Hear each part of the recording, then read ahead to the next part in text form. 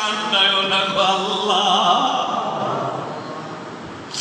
আব্বা আম্মার কবরে তুমি আর আযাব দিও না গো আল্লাহ। আমার সাথে সাথে সবাই আল্লাহ শিখানো তোমার হুকুম, রব্বিরহামহুমা